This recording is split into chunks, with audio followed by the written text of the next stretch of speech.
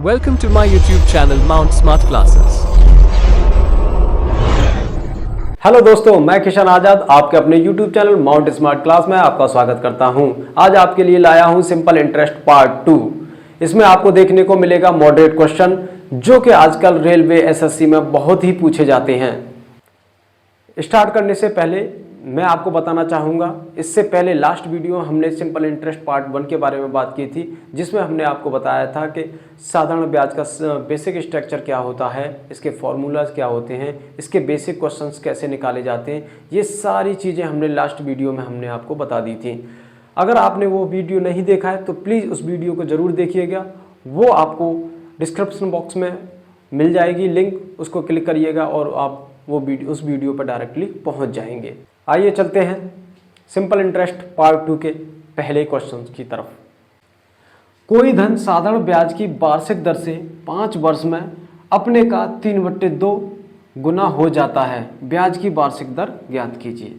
देखिए, यहाँ पे सबसे ज़्यादा महत्वपूर्ण बात है समझने की, वो ये है, कोई भी एक धन है जो हमको पता नहीं,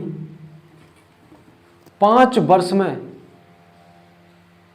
वो धन का इतना गुना हो जाता है। माना कि P बराबर 2। अब आप कहेंगे कि मैंने 2 क्यों माना है। आप यहाँ पे कुछ भी मान लीजिए, 100 भी मान लीजिए, तब भी हो सकता था, लेकिन मैंने 2 इसलिए माना है क्योंकि मैं कैलकुलेशन को कॉम्प्लिकेटेड नहीं करना चाहता। मैंने 2 इसलिए माना है क्योंकि वो 2 से इजीली कट जाएगा। जब भी हमको ऐसी कंडीशन दी होती है तो उसमें हम मानने वाली संख्या ऐसी मानते हैं जो कि छोटी से छोटी हो और नीचे वाली संख्या से डिवाइड हो जाए। तो ये माना है मैंने, माना कि P बराबर 2। तो उन्होंने कहा है कि मिश्रधन 5 वर्ष में कितना हो जाता है, मूलधन का 3/5। तो A बराबर हो जाएगा P इंटू 3/2। अब P यहाँ पे कितना माना था हमने, 2, 3/2। 2 से 2 कटेगा एक बार, फिर इसका गुणा होगा तो A हो जाएगा हमारा 3। अब हमको यहाँ पे P भी मिल गया। P कितना है, 2। अमाउंट यानी मिश्रधन भी मिल गया 3। अब SI निकालने में तो कोई प्रॉब्लम नहीं होगी, क्योंकि SI निकालने के लिए क्या करेंगे, मिश्रधन में से मूलधन को घटा देंगे। SI बराबर A माइनस P, यानी 3 - 2 बराबर 1। अब हमको प्रिंसिपल अमाउंट भी मिल गया 2, सिंपल इंटरेस्ट भी मिल गई 1, टाइम हमको दे रखा है 5 वर्ष, यानी T दे रखा है हमको 5 ईयर, R ज्ञात करनी है यानी दर फाइंड आउट करनी है। मैंने आपको बताया था एक ही बेसिक फॉर्मूला यूज करना है हमेशा, तो वो फॉर्मूला होता है SI बराबर P into R into T upon 100। SI दे रखा है 1, तो यहाँ 1 लिख देंगे। P हो गया 2, R पता नहीं, फाइंड आउट करना है हमको। T दे रखा है 5 अपॉन 100। 5 से ये कटेगा 20 बार, 2 से ये कटेगा 10 बार, तो R बराबर हो जाएगा 10, मल्टीप्लिकेशन कर देंगे गुणा 1, R हो गया 10%। ये आइए चलते हैं अब अगले क्वेश्चन की तरफ। श्याम ने मोहन को कुछ धन साधारण ब्याज पर 4 वर्ष के लिए उधार दिया। अवधि के अंत में मोहन ने 6/5 गुना धन वापस किया। ब्याज की दर ज्ञात कीजिए। यहाँ पे भी हमको प्रिंसिपल अमाउंट का पता नहीं है। 4 वर्ष बाद जो मिश्र धन है वो 6/5 गुना हो जाता है मूलधन का। तो यहाँ पे भी मानते हैं, माना मूलधन यानी P बराबर 5। मैंने आपको पिछले सवाल में भी समझाया था कि मैंने उसमें 2 क्यों लिया था, इसमें 5 क्यों लिया है। 5 मैंने इसलिए लिया है क्योंकि ये जो नीचे है हर है इसका उसके गुणांक में है, यानी इससे ये कट जाएगा। यहाँ पे मैं 100 भी ले सकता हूँ, 5 के गुणांक में कुछ भी ले सकता हूँ, लेकिन मैं सबसे छोटे से छोटा गुणांक लेना चाहता हूँ क्योंकि मैं कैलकुलेशन को कॉम्प्लिकेटेड नहीं बनाना चाहता। तो यहाँ पे मैंने मूलधन मान लिया 5। अब मिश्रधन क्या हो जाएगा? मिश्रधन हो जाएगा मूलधन का 6/5, पी का 6/5। पी यहाँ पे लिया था 5, 5 से 5 कटेगा तो ये आ जाएगा मिश्रधन हमारा 6।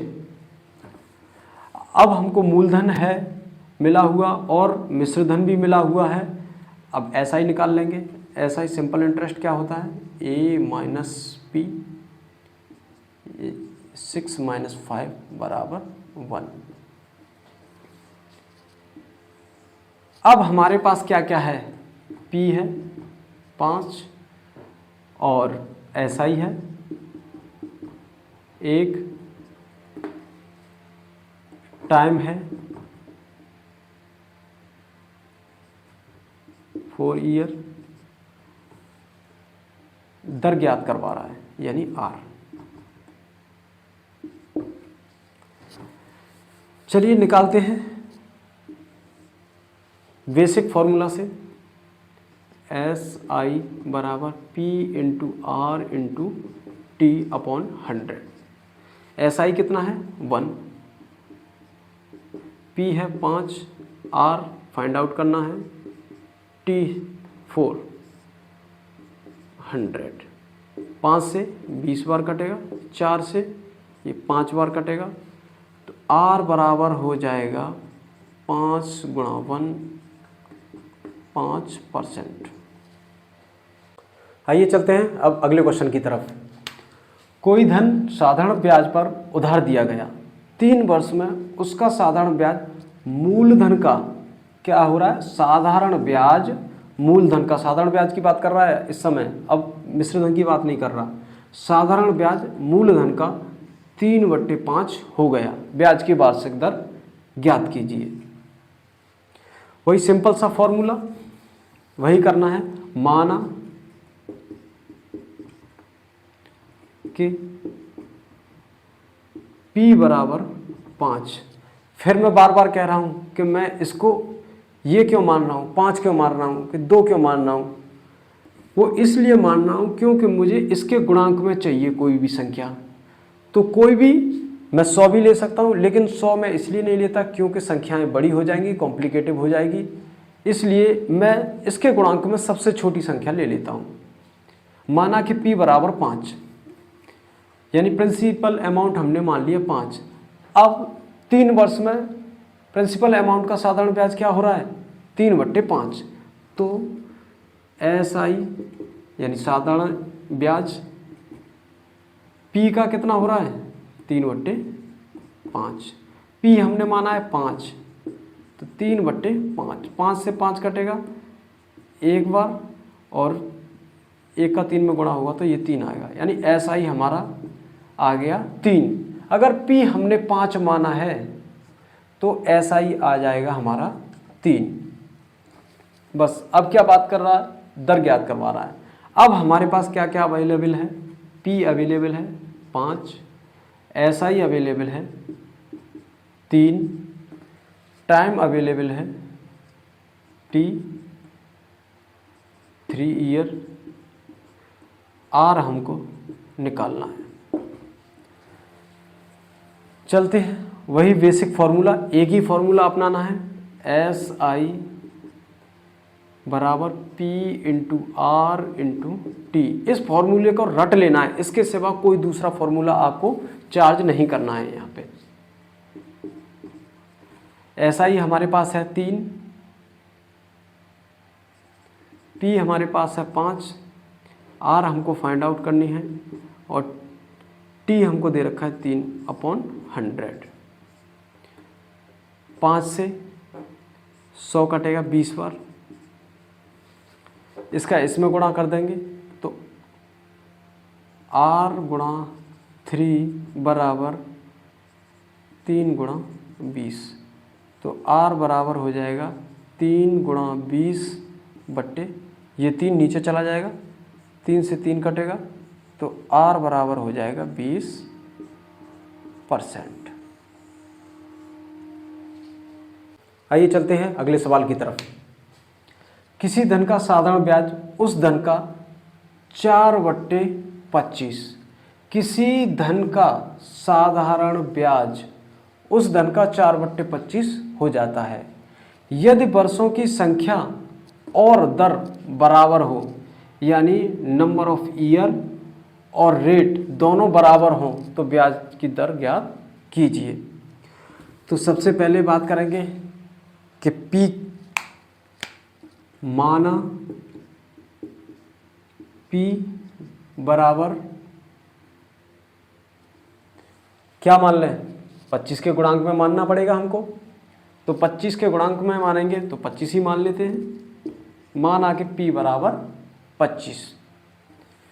जब P हमको 25 मिल गया तो अब साधारण ब्याज P का कितना है, 4/25। तो SI बराबर P गुणा 4/25। P कितना है 25, ये गुणा 4/25। 25 से 25 गया एक बार, 4 का 1 में गुणा करेंगे तो ये आ जाएगा 4, यानी SI निकल आई हमारी 4। अब P हमारे पास है 25, SI निकल आई हमको 4, लेकिन ना यहाँ पर वर्षों की संख्या दी हुई है ना दर की दी हुई है, दोनों ही गायब हैं। अब हम इसको कैसे निकालेंगे? लेकिन इसने एक बात हमसे कह दी है, यदि वर्षों की संख्या और दर बराबर हो तो ब्याज दर ज्ञात कीजिए। यानी यहाँ पे अगर कह सकें, इसका कहने का मतलब ये है कि अगर यहाँ पे जितनी ही वर्षों की संख्या होगी उतना ही रेट होगी। जैसे कि अगर इसमें 10 वर्ष होंगी तो 10% ही रेट होगा, लेकिन हमको ये अभी तक ज्ञात नहीं है। तो हम यहाँ पे मान लेंगे कि माना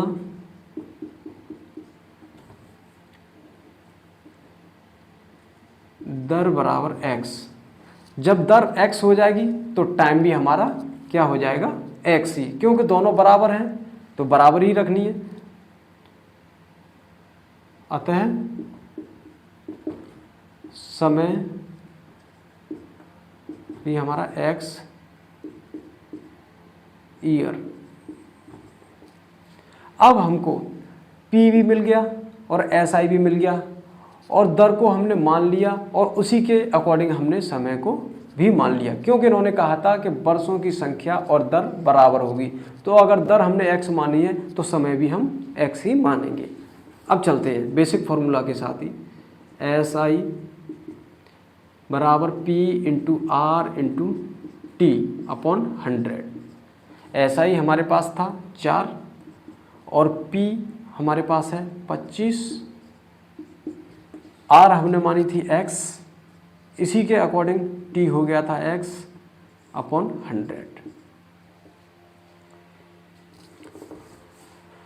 25 से ये कटेगा 4 बार, 4 इधर चला जाएगा तो 4 गुणा 4 बराबर x गुणा x। 4 का 4 में गुणा करेंगे तो ये हो जाएगा 16, x का x में गुणा करेंगे तो x स्क्वायर हो जाएगा। अब ये इधर एक स्क्वायर में है तो इसका भी स्क्वायर बनाएंगे, तो 16 किसका स्क्वायर है, 4 का स्क्वायर है। 4 स्क्वायर बराबर x स्क्वायर, तो x बराबर क्या हुआ 4, x बराबर 4। अब क्या पूछ रहा है, ब्याज की दर। तो ब्याज की दर क्या हो जाएगी हमारी, रेट यानी r हो जाएगी हमारी 4, और यहाँ पे समय भी हमारा यानी t भी 4 ईयर होगा और ये होगा परसेंटेज में। ये चलते हैं अगले सवाल की तरफ। किसी धन का 4% वार्षिक ब्याज की दर से 3 वर्ष का ब्याज उसके 5 वर्ष के ब्याज से 400 कम है, वह धन ज्ञात करो। यहाँ पे आपको एक बात मैं बता दूं कि जो साधारण ब्याज होता है वो हमेशा समान रहता है, लेकिन जो चक्रवृद्धि ब्याज होता है वो प्रति ईयर चेंज होता चलता है। तो यहाँ पे अगर हम साधारण ब्याज की बात कर रहे हैं तो जो ब्याज हमारा पहली साल होगा वही ब्याज हमारा अगली साल होगा मिलेगा, वही तीसरी साल, वही चौथी साल, सेम अमाउंट ही रहता है। इस सवाल का कहने का मतलब ये है कि 3 वर्ष का जो ब्याज है 5 वर्ष के ब्याज से 400 कम है। तो कहने का मतलब ये ओवरऑल कह सकते हैं हम कि 5 वर्ष और 3 वर्ष के ब्याज का अंतर कितना है, 400। तो 5 वर्ष माइनस 3 वर्ष के ब्याज का अंतर है 400। तो ये कितने वर्ष का ब्याज हुआ, 5 में से 3 गए तो 2 वर्ष, 2 वर्ष का ब्याज 400 है। जब हमको 2 वर्ष का पता लग गया तो हम 3 वर्ष का पता लगा सकते हैं। 3 वर्ष का हो जाएगा 3 गुणा 400/2, 2 से ये कट जाएगा 200 बार, और 200 का 3 में गुणा हो जाएगा तो 600 हो जाएगा। चाहो तो 5 वर्ष का भी निकाल के रख लो। 5 वर्ष का कितना ब्याज हो जाएगा, 5 गुणा 600/3, 3 से ये 200 और 2 से ये गया, ये हो जाएगा 1000। अब हम किसी से भी निकाल सकते हैं, 3 वर्ष को भी मानकर निकाल सकते हैं, 5 वर्ष को भी मानकर निकाल सकते हैं। चलिए निकालते हैं 3 वर्ष के लिए मानकर। तो प्रिंसिपल अमाउंट हमको पता नहीं, यहाँ पे टाइम दे रखा है 3, और 3 वर्ष का SI सिंपल इंटरेस्ट कितना दे रखा है, 600।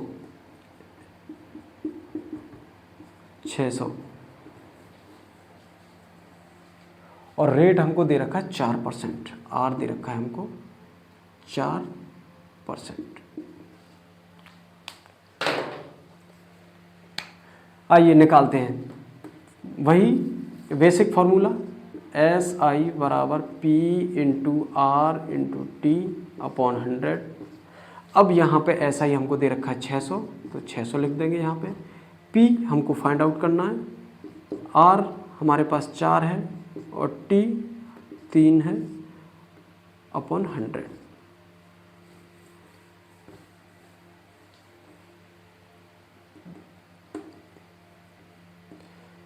इसका इसमें मल्टीपल करेंगे तो ये हो जाएगा आपका P गुणा 4 गुणा 3 बराबर 600 गुणा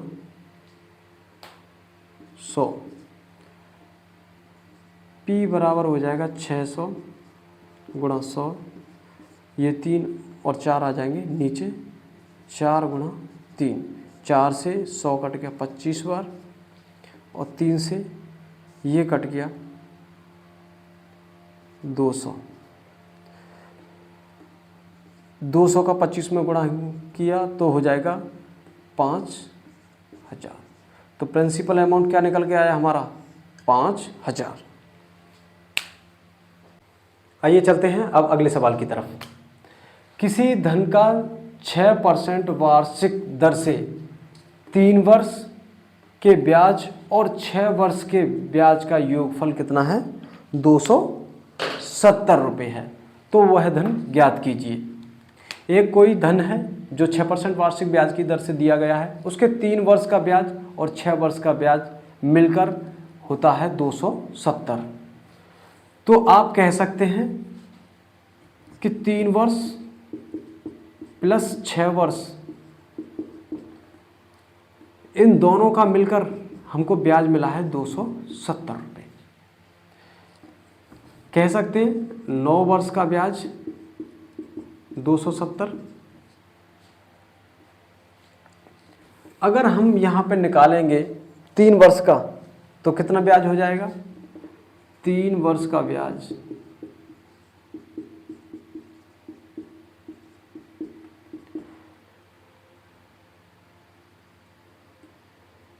3 × 270/9, 9 से इसे काटेंगे,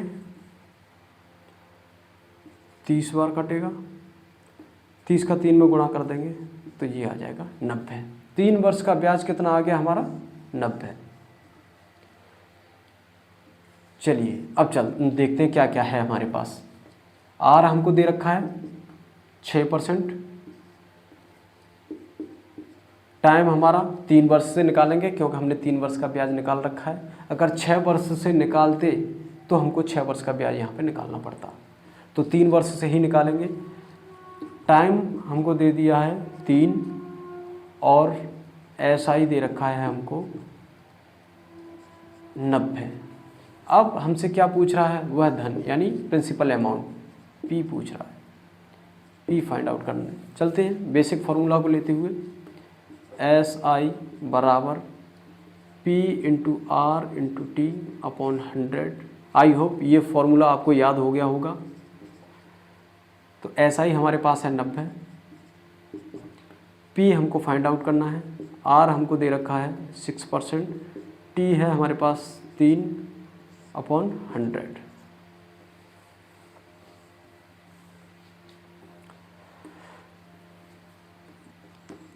अब इसकी कैलकुलेशन करेंगे, क्रॉस मल्टीप्लाई करेंगे इसका।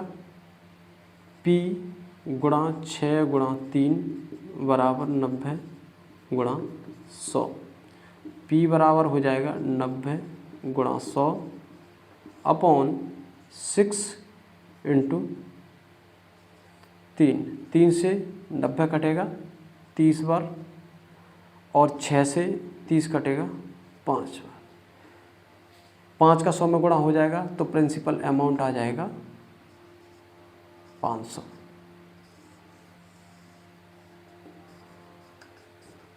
तो आज के लिए इतना ही। अगर ये वीडियो आपको हेल्पफुल लगा हो तो like and comment and share जरूर करें। आपके लाइक, कमेंट एंड शेयर हमको एंकरेज करते हैं कुछ और बेहतर करने के लिए। धन्यवाद।